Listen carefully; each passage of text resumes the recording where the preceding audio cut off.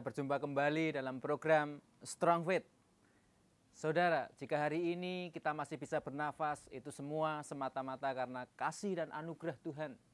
Tuhan tidak saja hanya memberikan nafas hidup sehingga manusia menjadi makhluk yang hidup, yang memiliki nyawa, tetapi Tuhan ingin memberkati manusia dengan hidup yang berkelimpahan. Beberapa orang menganggap hidup itu misteri, di mana kita tidak bisa menyelami kehidupan dan sampai sekarang itu masih menjadi rahasia kehidupan. Tetapi bagi orang yang percaya, Tuhan telah menyatakan dirinya kepada manusia hal-hal yang harus kita ketahui, supaya dengan roh kita bisa mengetahui rahasia hidup ini. Kita tidak akan pernah bisa menemukan Tuhan dengan pikiran kita, karena pikiran kita terbatas. Tidak akan pernah ada kepuasan intelektual dalam memahami Tuhan. Dan memang Tuhan tidak pernah berjanji untuk memuaskan manusia dengan kepuasan intelektual atau pikiran.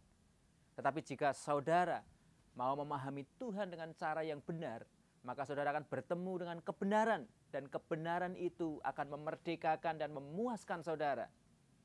Allah itu roh, maka kita harus memahami Dia. Bukan hanya dengan pikiran kita, tetapi juga melalui roh kita. Allah itu roh, maka kita harus menyembah Dia dalam roh dan kebenaran.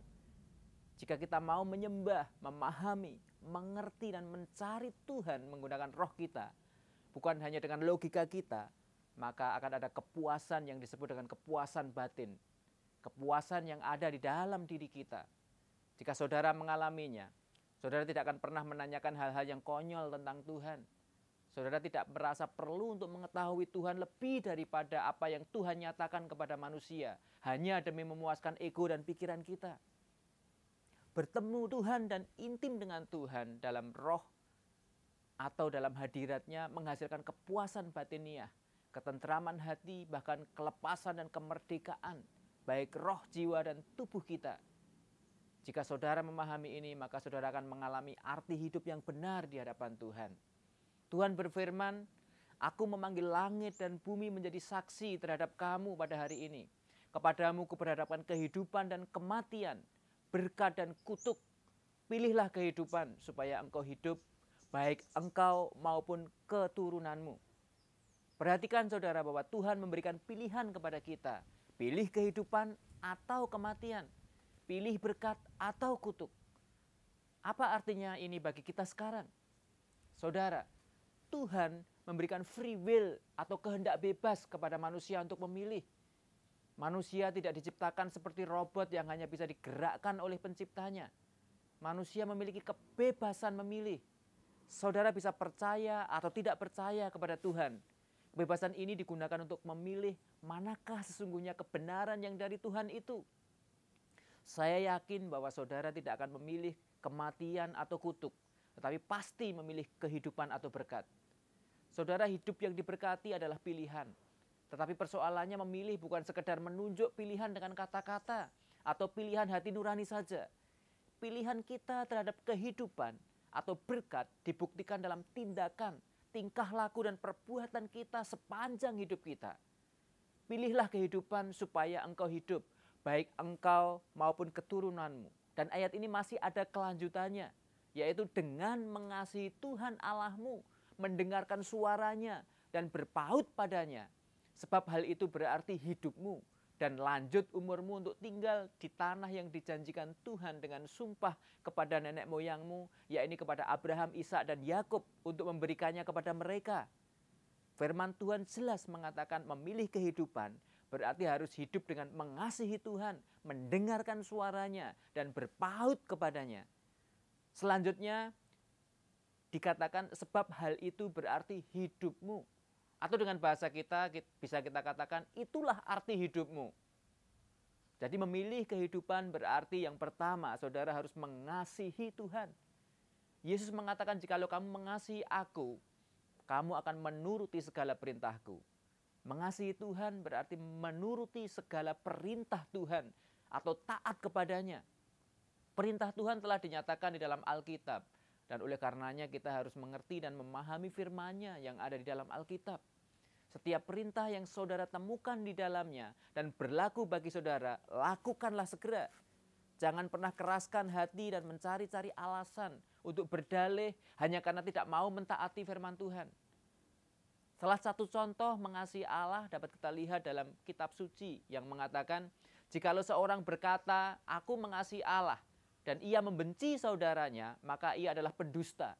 Karena barang siapa tidak mengasihi saudaranya yang dilihatnya, tidak mungkin mengasihi Allah yang tidak dilihatnya. Dan perintah ini kita terima dari Dia. Barang siapa mengasihi Allah, ia harus juga mengasihi saudaranya. Yang kedua, disebutkan memilih kehidupan berarti mendengarkan suaranya. Ini sejajar dengan mengasihi Tuhan karena juga berarti melakukan firman-Nya. Dalam perjanjian lama, setiap kata mendengarkan suaranya artinya adalah melakukan firman Tuhan. Mendengarkan suaranya dalam konteks ini bukan berarti mendengar dengan telinga jasmani kita. Seperti halnya Yesus berkata, barang siapa bertelinga hendaklah ia mendengar. Tentu saja yang dimaksudkan di sini bukan mendengar dengan telinga jasmani atau kuping kita ini. Ini lebih ke telinga rohani, telinga hati kita. Sehingga kita dapat mentaati suara Tuhan atau firman Tuhan yang kita dengar atau kita pahami tersebut. Jadi mendengarkan suara Tuhan dalam konteks ini adalah mentaati suara Tuhan, mentaati firman-Nya, mentaati perintah-perintahnya. Dan yang ketiga adalah memilih kehidupan dengan berpaut kepadanya. Berpaut pada Tuhan mengingatkan kita akan perumpamaan pohon pokok anggur yang benar, di mana setiap kita harus menempel pada pokok anggur yang benar, yaitu Tuhan Yesus. Kebodohan ranting-ranting pohon adalah saat ia tidak mau menempel pada batang pohonnya. Ini akan membuat ia mati karena terpisah dari pohonnya. Demikian juga jika kita tidak berpaut pada Tuhan, tidak ada yang bisa kita kerjakan. Kematian di sini melambangkan kematian rohani di mana hidup kita hanya menunggu waktu untuk dicampakkan ke dalam api atau kematian kekal.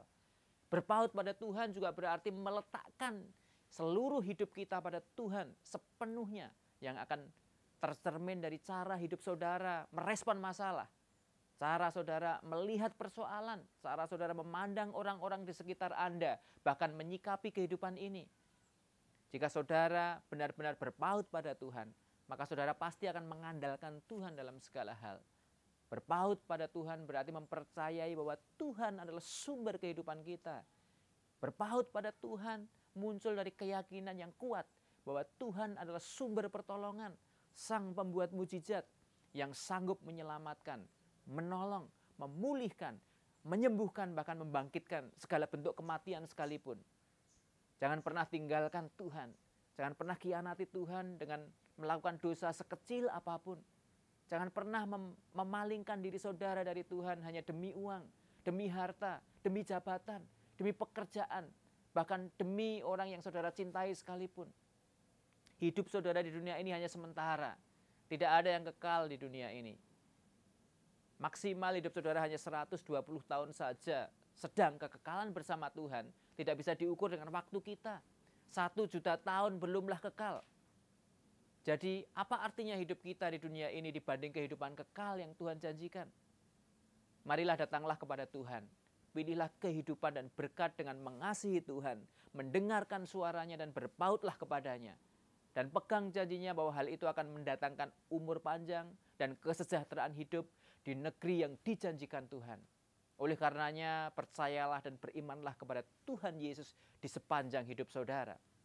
Akhirnya hendaklah kamu kuat di dalam kekuatan kuasa-Nya. Have a strong faith. God bless you.